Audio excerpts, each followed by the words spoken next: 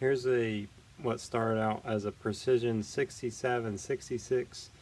To give you an idea what we did here, I pretty much just threw most of the turbo away. There's different reasons for that, mainly because the cage was bad, and to get a cage from Precision, last time I checked up on that, they want $400 just for the cage. And so what we did here is we just took the original turbine housing from the 6766.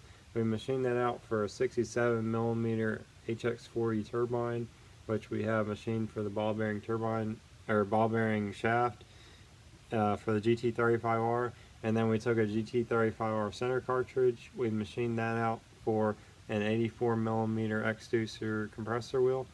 And then the compressor wheel measurement is 66.3 by 84mm.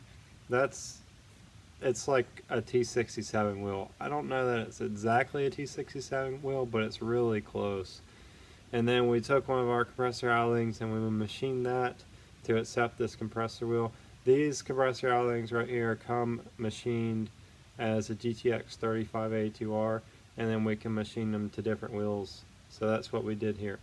This is the closest thing that we could come to a repair for the 6766 without somebody having to send it back to Precision and having to pay a lot more money than it may be worth to them to be able to repair the turbo. This turbo I've had here quite a while. I fixed it in the time frame that I gave the guy, which is 2 weeks, but I haven't been able to get a hold of him. Ian said he's called him multiple times. I've had this turbo for about 3 or 4 months now. It's really at the point where I would just like to sell it because I don't know what else to do from here. I don't think it makes sense that the guy would be waiting on me anymore at this point, but that's kind of beside the point because he said that this was his daily driver. So I'm thinking either a couple things happened. Most likely the guy bought a new turbo or parted the car out and bought a new car.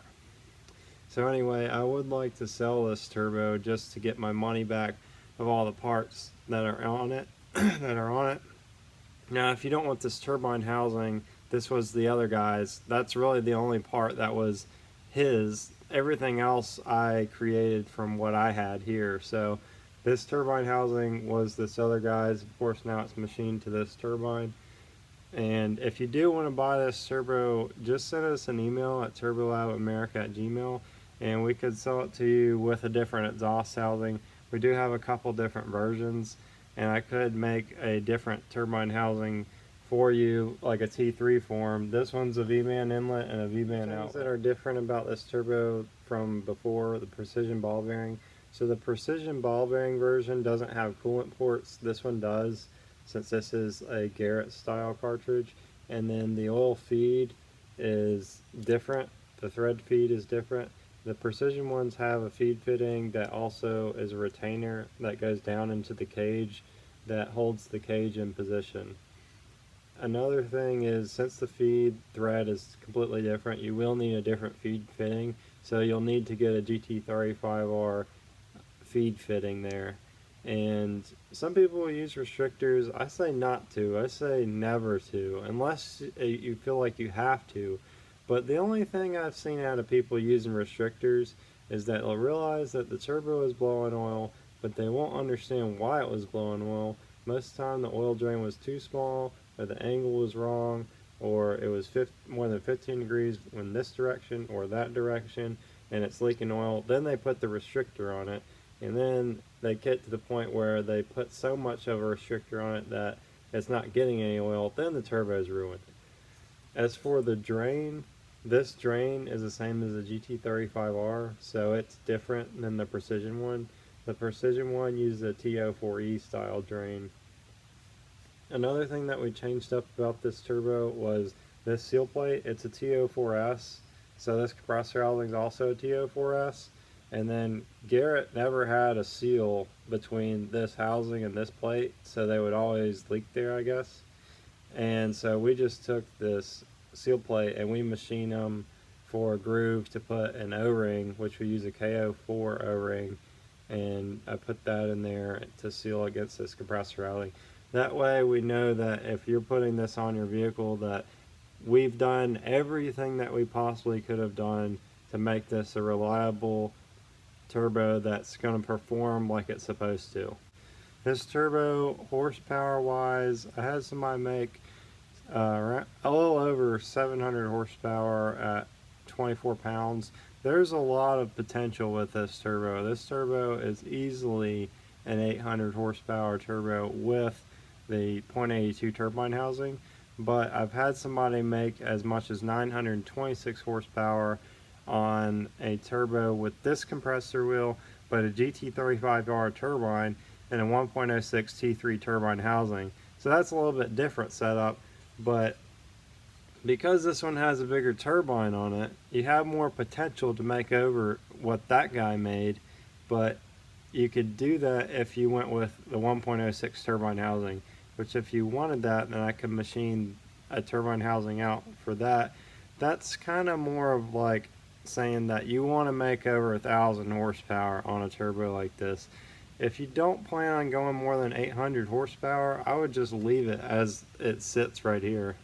Just in case you're wondering why we used our compressor housing and not the original Precision one, the reason is because the Precision 6766 compressor wheel is 67.5 or 67.6, somewhere, like it's not 67. So the problem with that is that the compressor wheels that we have, they're 66.3. So I can't use the original Precision compressor housing because the wheel is just too big, and the other one, and with that, the compressor housing is machined larger than it's supposed to be.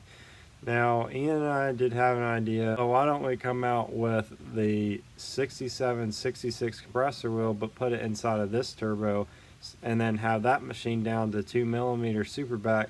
That way we can use the same compressor wheel and the 6766 in this turbo. That's a pretty good idea because we could use the original compressor housing without having to do any machine work, and then we could just make a ball bearing cartridge, install our version of the compressor wheel, which should be machined for the 2mm superback height, and then the turbine housing we would just have to machine for our ball bearing cartridge and the HX40 67mm turbine that has the GT35R shaft. Maybe that's something we'll do in the future, but as for now, if you want to buy this one, I do have it available with or without the turbine housing. Thanks a lot for watching. If you want to buy this turbo or something similar, you can always email us at turbolabamerica@gmail.com. If you want to see more videos like this, you can always subscribe to the channel to learn how to rebuild turbos or to learn more about turbo topics just like I'm showing here. A lot of what I do here is I repair turbos that are somewhat impossible to repair. In some cases, some of these turbos that I just save people a lot of money from having to send them back to the manufacturer, and I, like a lot of times, I change them up, so I put my own uniqueness on them. I add what I want to these turbos to make them better than what they were before. So if you want to see more of those types of videos, I do have them on this channel, so go ahead and watch those and search the channel. I will catch you guys next time on the next video.